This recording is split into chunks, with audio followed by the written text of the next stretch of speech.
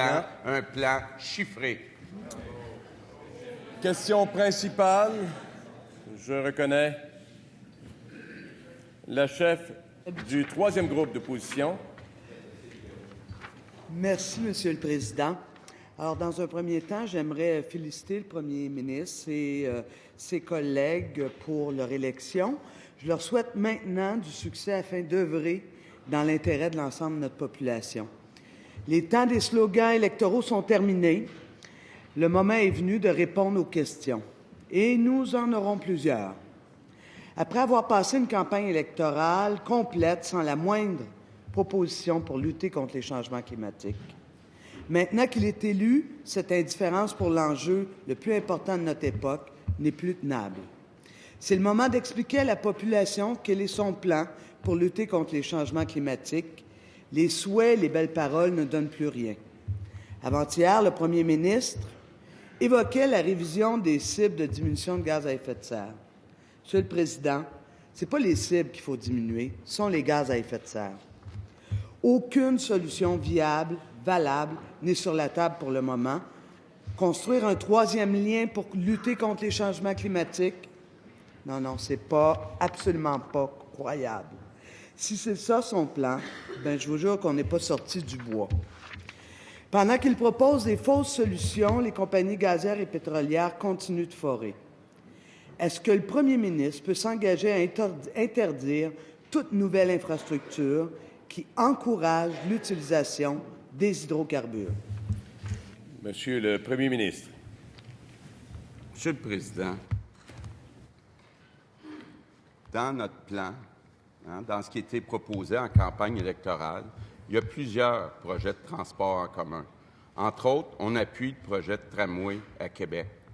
On appuie aussi un projet dans l'est de Montréal que la chef du deuxième groupe d'opposition connaît bien. On appuie le REM aussi, un train électrique. C'est moins clair du côté de Québec solidaire. Ils étaient contre, sont maintenant pour, alors que le PQ est maintenant contre. C'est compliqué de suivre les deux partis, troisième, quatrième. On dirait qu'il y en a un qui essaie de se rapprocher, puis l'autre essaie de s'éloigner. Monsieur le Président, il y a des gens dans les régions, entre autres, je pense à Chaudière-Appalaches, qui n'ont pas le volume nécessaire pour être capables d'offrir un transport en commun à ces personnes-là, puis qui ont besoin d'une auto. Donc, je comprends que la députée dit qu'il ne faut plus d'auto nulle part. Ça serait trop facile de dire une autre phrase. Non, je me retiens. Mais on a besoin d'auto encore au Québec, puis il y a une période de transition qui est à mettre en place. Première complémentaire, Madame la chef du troisième groupe d'opposition. S'il vous plaît, attentif.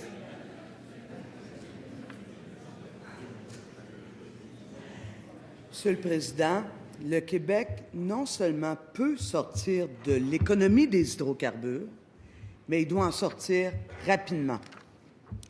Il y a 2 semaines, on annonçait la construction d'un gazoduc du Témiscamingue jusqu'au Saguenay. L'Office national de l'énergie nous a déjà avisé que d'ici 2035, 80 % de ce gaz qui va circuler sera fait à partir de fracturation hydraulique. Est-ce que le premier ministre veut être associé à ça? Monsieur le Premier ministre. Il s'agit, Monsieur le Président, d'un projet très important pour le Saguenay-Lac-Saint-Jean. Je regarde le député de Jonquière, qui ne voulait pas de quick dans les pipelines, mais qui comprend qu'un projet de milliards, on parle de 7 milliards de dollars, un projet qui pourrait permettre de remplacer du pétrole. Il faut comprendre là, que si on met du gaz pour remplacer du pétrole, ça améliore les choses. Comme si on fait des barrages pour remplacer du gaz, ça améliore les choses. Donc, il faut améliorer les choses et c'est ce qu'on va faire. C'est ce qu'on va faire au Québec. On va essayer aussi d'encourager nos voisins à faire la même chose. Deuxième complémentaire, Madame la chef du troisième groupe d'opposition. Monsieur le Premier ministre, Monsieur le Premier ministre nous dit que l'impact du gaz naturel, c'est un peu moins pire que le charbon, le mazout, le pétrole. En fait, c'est comme s'il nous disait que de se faire passer sur le corps par un minibus, ça fait moins mal qu'un 10 roues. C'est la même affaire, M. le Premier ministre. D'ailleurs, les 20 premières années du méthane, vous le savez comme moi, c'est 87 fois celui du CO2. Vous voulez vraiment être associé à ça, avec ce pipeline-là? Monsieur le Premier ministre. Monsieur le Président, ce qui est important de dire, c'est que ce projet va être revu.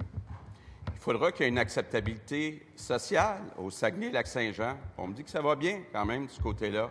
Il faudra aussi que toutes les études environnementales soient faites pour s'assurer qu'il n'y ait pas d'impact sur l'environnement. Puis il faudra s'assurer aussi que ça amène un bilan qui est meilleur en termes d'émissions de GES. Mais j'invite la chef du deuxième groupe à aller rencontrer les États voisins qui utilisent beaucoup le gaz, essayer de m'aider à les convaincre de transférer à l'hydroélectricité. On va faire des efforts pour réduire les GES. On va avoir un plan, puis on va suivre ce plan. Et je pense que les Pour la question principale.